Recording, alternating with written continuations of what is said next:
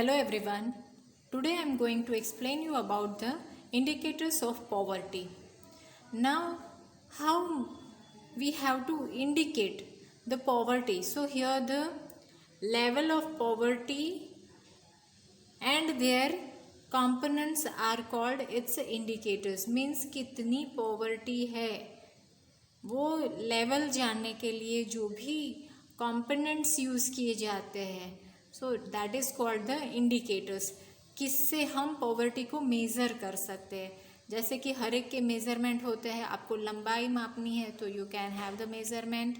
आपको जो भी लिक्विड है वो मेज़र करना है तो उसके लिए भी आपके पास है.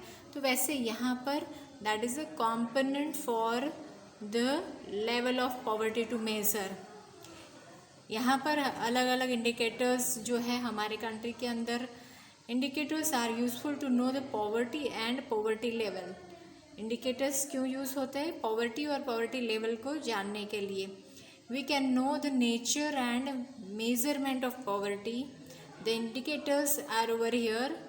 हमारे इंडिकेटर्स यहाँ पर दिए गए हैं. उसमें से फर्स्ट इंडिकेटर इज लो पर capita household consumption expenditure.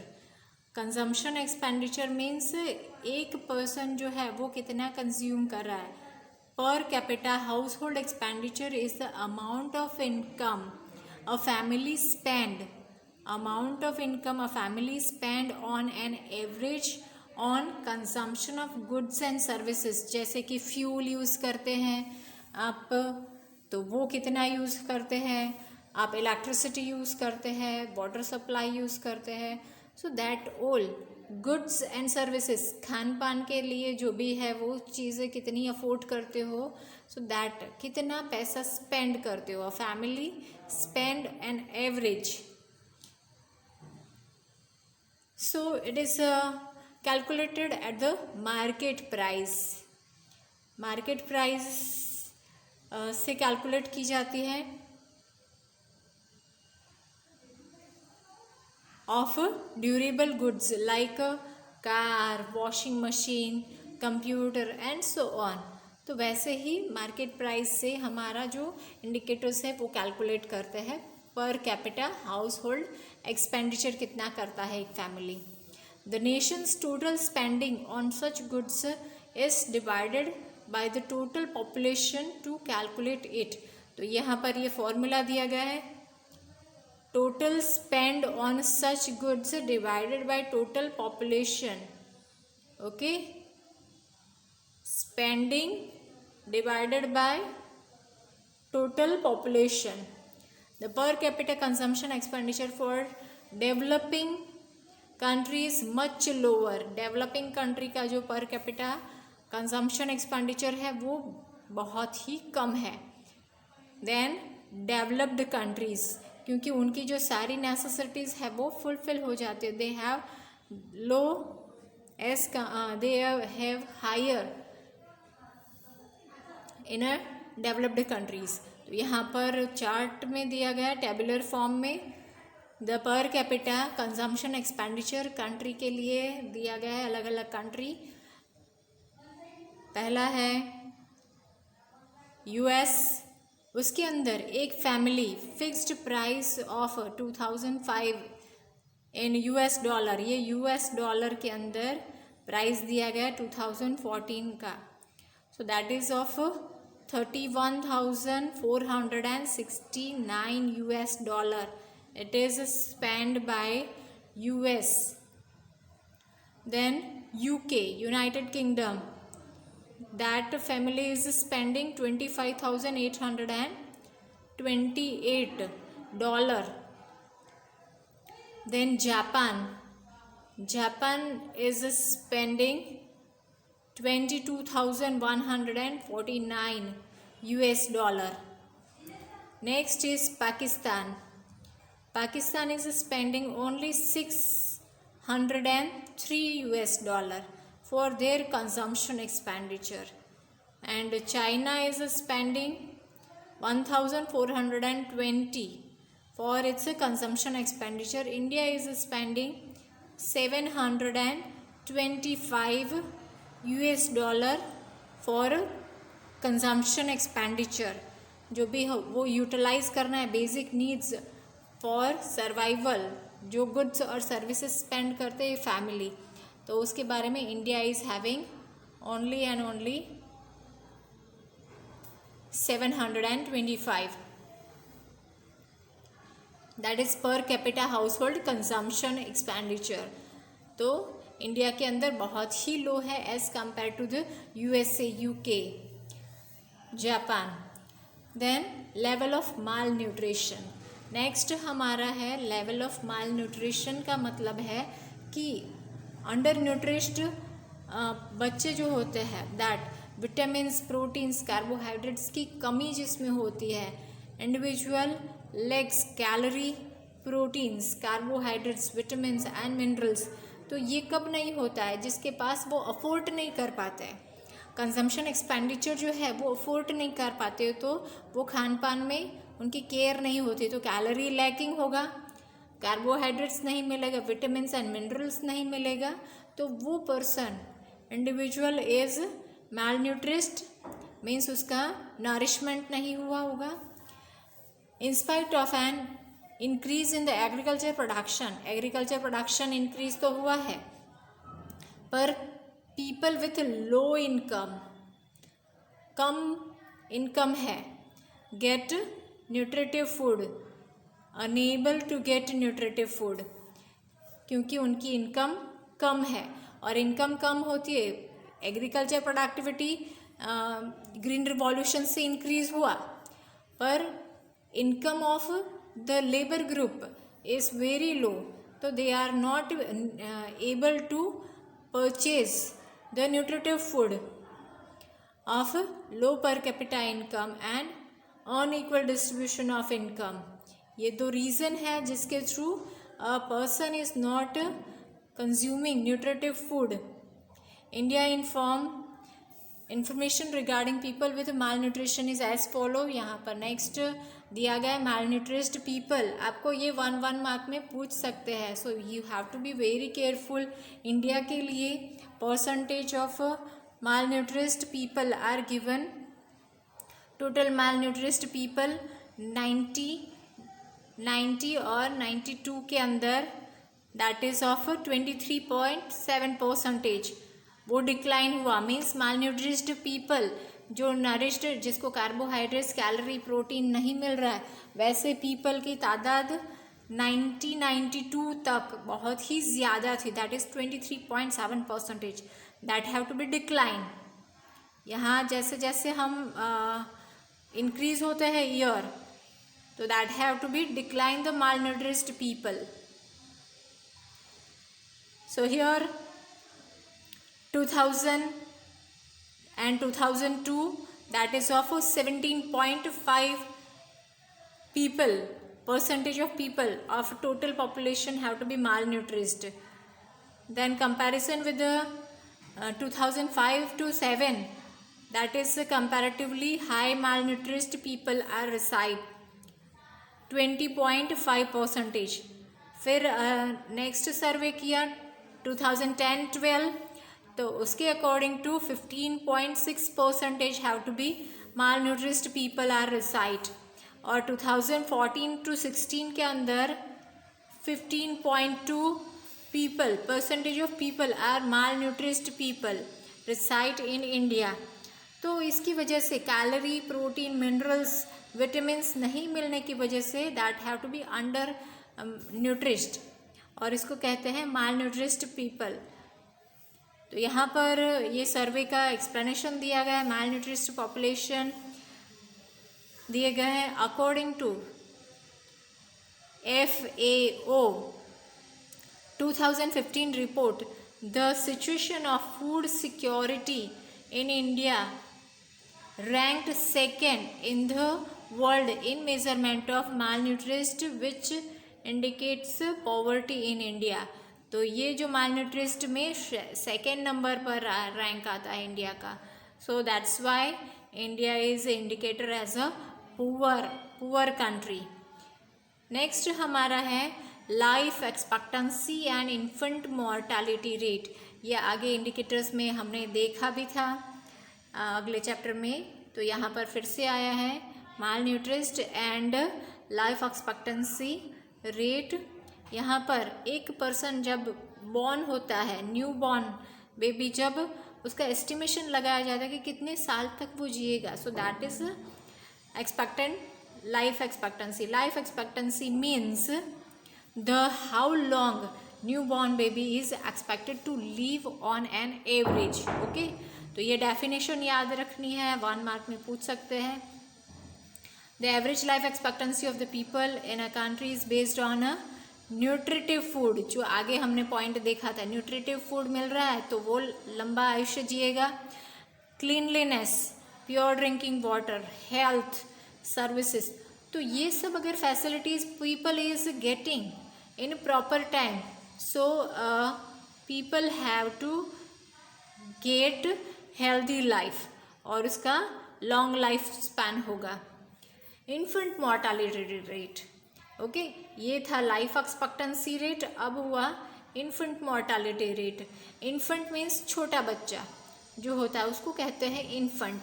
Infant mortality means number of death of taking place per 1000 children born before reaching the age of 1 year। Means 1 साल कंप्लीट होने से पहले अगर पर 1000 बेबी है, न्यू बॉर्न बेबी, उनमें से जितने भी बच्चे मर जाते हैं उसको कहते हैं इन्फेंट मोर्टालिटी रेट। और the rate of infant mortality depends on average of health services, ability of health services, mothers education. अगर मदर एजुकेटेड होगी तो that have to be take care of their baby. Vaccination means टीकाकरण करना, तो बच्चे जब nutritive food लेंगे, टीकाकरण किया होगा। वैक्सीनेशन, कोरोना वायरस के लिए भी वैक्सीनेशन ढूंढ ही रहे हैं, so for that also that is very important. Health services, mother education, vaccination, children के बारे में न्यूट्रिटिव फूड लेना, तो ये सब अगर होगा तो a healthy child have to be born और वो लंबे समय तक जिएगा। तो यहाँ पर सर्वे किया गया है और उसके अकॉर्डिंग टू डेटास दिए गए हैं, उस डेटास के अकॉर्डिंग टू कंट्रीज और उसके life expectancy and infant mortalities are given. From this, Norway is having expectancy, it is of 81.6 years, और इन्फेंट मोर्टालिटी रेट पर 1000 जो भी बच्चे हैं वो उसकी only 2 children are only having death। Norway is at the first rank. फिर है यूएसए की लाइफ एक्सपेक्टेंसी मीन्स एक जो जनरल एडल्ट पीपल कितना लंबा आयुष्य जिएगा, तो दैट इज ऑफ 79.1 ईयर तक वो लंबा आयुष्य लाइफ स्पैन जी पाएगा। And that have the infant mortality rate means 1 साल कंप्लीट करने से पहले जो बच्चे मरते हैं उनकी जो है वो ओनली 6 चिल्ड्रंस पर 1000। Next is of Sri Lanka.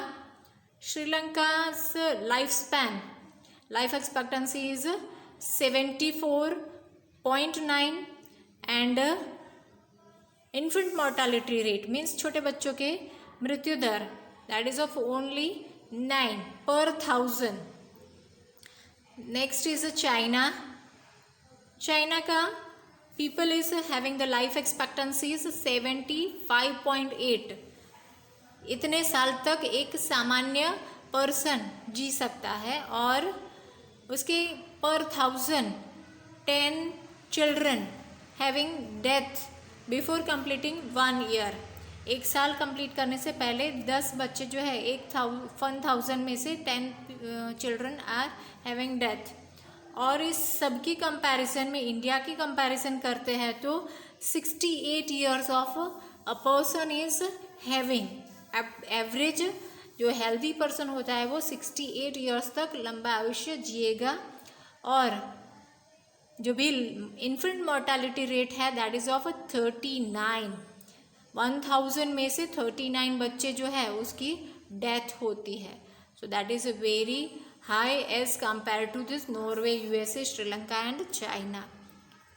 Next हमारा है, यही एक्सप्लेनेशन दिया गया है। In case of child mortality rate, Norway 2 children die per 1000, America 6 and Sri Lanka 9, China 10, whereas India 39. So that is higher. Next हमारा है मेडिकल फैसिलिटीज़। मेडिकल फैसिलिटीज़ अगर ज़्यादा अच्छे से होगी तो बच्चे जो है डेथ रेट वो कम होगा, और जो भी infant mortality rate is decreasing, and जो भी nutritive people have to be reside with a healthy, तो लंबा आयुष्य जिएंगे। तो medical facility is also very important as a indicator.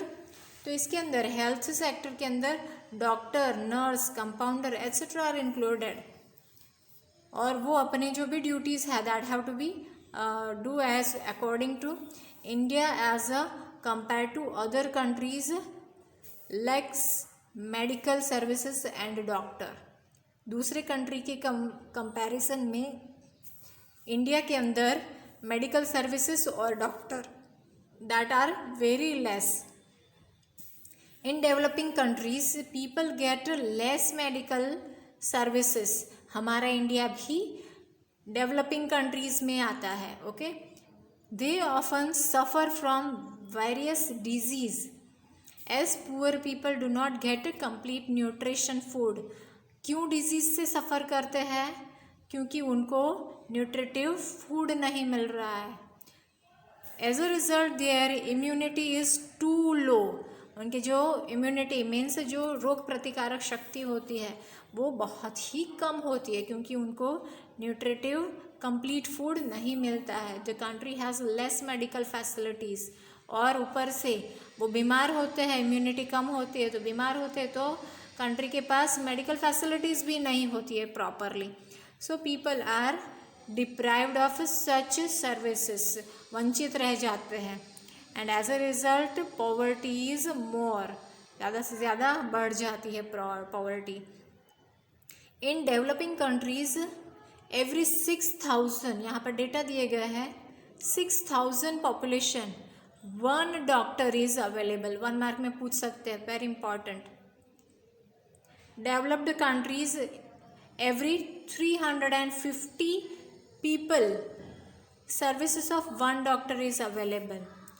तो 6000 में 1 डॉक्टर, और डेवलप्ड कंट्रीज है इसके अंदर ओनली 350 पीपल और 1 doctor. So that datas are very vast. In developing countries every year 1.7 crore people die from diarrhoea, malaria and TB. कितने? 1.7 crore people मर रहे हैं डायरिया, मलेरिया और टीबी से, whereas 2.3 crore people are suffering from AIDS. Okay, so that are people are suffering from AIDS. Out of this 90% belonging to the developing countries. Okay, तो ये जो सारे जो वर्ल्ड के अंदर के जो भी है 2.3 करोड़ पीपल जो सफ़र कर रहे एड्स से, तो उनमें से 90% तो डेवलपिंग कंट्रीज जैसे कि इंडिया के जो है people, from that only are there. Next indicator जो हमारा है that is of drinking water, पीने लायक साफ पानी। तो साफ पानी जो होता है उसकी फैसिलिटीज़ भी होनी चाहिए। So that is drinking water facility cleanliness. According to the census report 2011, India is 63.3 families get pure drinking water through trapped sources. Means trapped sources means जो कुएं होते हैं that all are inside the कुएं के अंदर का जो भी पानी होता है वो दैट आर टेकिंग। तो इंडिया के अंदर 63.3 फैमिलीज जो ट्रैप्ड सोर्सेस से पानी लेते हैं, पानी पीने लायक पानी they are taking, and 8.67 families get untrapped water, sorry, untreated tap water. Treated source means जो पीने लायक बनाया जाता है, जैसे कि से उसके अंदर रेज में से पास आउट करके फिर प्योरिफिकेशन करके जो भी ट्रीटमेंट देकर जो भी पानी पहुंचाया जाता है, तो दैट आर ऑफ नगर पालिका, महानगर पालिका, उसमें से जो भी पानी मिलता है so that are treated sources. और दूसरे है अनट्रीटेड टैप्ड वाटर, मीन्स पानी तो आता है नल में पर वो अनट्रीटेड है। Then 26 people get water from other sources such as hand pump, tube well, spring, river, canal, pond, etc. तो बाकी के 26% जो है वो दूसरे सोर्सेस यूज़ करते पीने लायक पानी के लिए।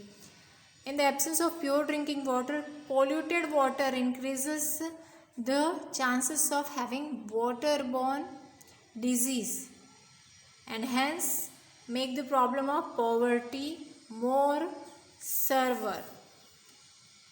तो यहाँ पर अगर साफ पीने लायक पानी नहीं मिलता है तो that having the disease, a people is having disease among them। Then next point हमारा है provision of toilet, मीन्स जो साफ सफाई के लिए तो ध्यान रखा जाता है पर टॉयलेट्स फैसिलिटीज़ आर ऑल्सो खुले में बहुत सारा पर्सन हमारे इंडिया के अंदर स्पेशली डेवलपिंग कंट्रीज़ और अंडर डेवलप्ड कंट्रीज़ के अंदर टॉयलेट फैसिलिटीज़ नहीं होती है। तो यहाँ पर ये सर्वे करके बताया गया कि according to the census report 2011 in India 70% of total population living in village, गाँव में रहते हैं, they are more prone to waterborne and contagious disease। तो पानी से उत्पन्न होने वाले जो भी प्रॉब्लम्स है, डिजीज़ है, उससे वो बीमार होते हैं। They save them from disease. Cleanliness is very important and for that toilet facilities are must. तो ये जो सारे डिजीज़ हो रहा है तो उसके थ्रू टॉयलेट फैसिलिटीज़ होना बहुत ही ज़रूरी है। और टॉयलेट फैमिली जो है 100% फैमिली है, उसमें से टॉयलेट जिसके पास है उतनी फैमिलीज कितनी है 66 houses with in the house 66%। And without toilet house without toilet में 34% are calculated. In India 66 house have toilet facilities within the house where the 34 families use common toilet. Lack of cleanliness, pollution and physical weakness keeps the production and productivity at a low level, okay, and which is one of the factor of rising poverty। तो ये एक indicator हुआ poverty को ज़्यादा से ज़्यादा spread होने का। So this is about next session housing देखेंगे हम। Till that, thank you।